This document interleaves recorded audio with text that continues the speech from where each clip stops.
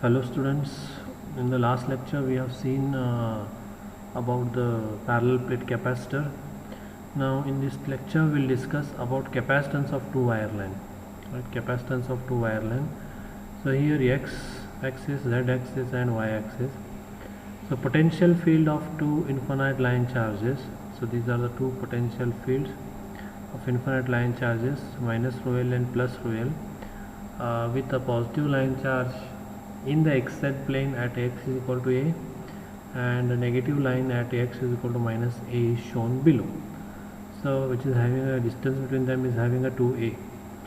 Right, now the point P is x comma y comma 0, and the distance between two lines is a comma 0 and minus a comma 0.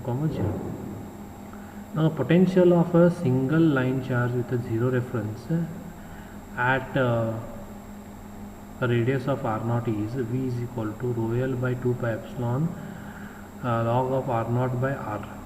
Right, now the combined potential field can be written as, so you can write a combined potential of field of both the line charges. So you can write it as v is equal to rho l by 2 pi epsilon naught ln of log of r1 naught divided by r1 minus log of r2 naught divided by r2, where this we can write it as rho l by 2 pi epsilon naught log of r10 to r2 divided by r20 r1. Okay, now we choose r10 and r20 equal to r20, thus placing the zero reference potential, zero reference at equal distances from each line. So expressing r1 and r2 in terms of x and y, so we need to express r1 and r2 in terms of x and y. So therefore v is equal to rho l by 2 pi epsilon log of root of x plus a square plus y square divided by x minus a square plus y square. Okay, so here we'll get this equation for r1 and 0 and r2 and r20 r1. So now you can get a simplified equation as a 1 rho l by 4 pi epsilon naught log of x plus a square divided by x minus a square plus y square. Okay, so now to recognize the potential equipotential surfaces, some algebraic manipulations are necessary. Here choosing a equipotential surface, that is v is equal to v1, we define dimensional parameter k1 as, so k1 is equal to e raised to 4 pi epsilon naught v1 by rho l. So where k1 is nothing but what, x plus a square plus y square divided by x minus a square plus y square. So this is a dimensional parameter. So here we have to assume this as k1, right? So k1 is exponentially varying, right, and this is nothing but dimensionless parameter. And now after some manipulation and algebra we obtain x square minus 2ax k1 plus 1 divided by k1 minus 1 plus y square plus a square is equal to 0. Now this is a further simplified equation, x minus a into bracket k1 plus 1 divided by k1 minus 1 square plus y square, and this is a finally simplified equation. The last equation shows that v is equal to v1 equipotential surface is independent of z and intersects xz plane in a circle of radius b.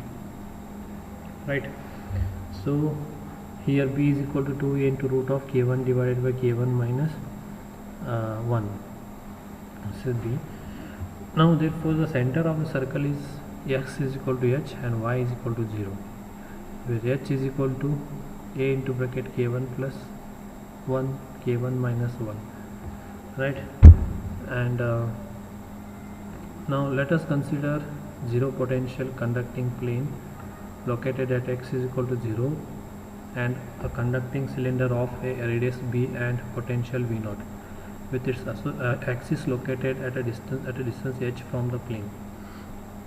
Let us what we do is consider zero potential conducting plane located at x is equal to 0 and a conducting cylinder of radius b and potential v naught with its axis located at a distance h from plane.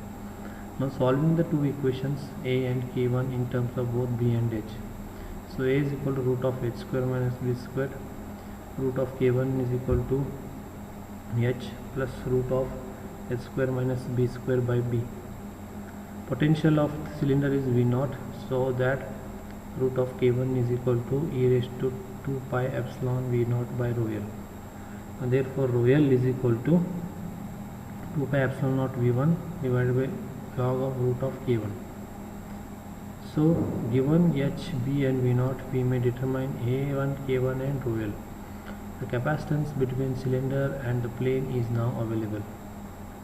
So for the length in the z direction, therefore C is equal to rho L by L V naught, where rho L is given 4 pi epsilon by L into log of K1. So this will be 2 pi epsilon L into log of root of K1. So finally C is equal to 2 pi epsilon L divided by log of into bracket H plus root of H square minus B square divided by B, that is equal to 2 pi epsilon L divided by cos hyperbolic inverse H by B. So this is the derivation of the two wire length capacitance equation, and this is the equation. Thank you.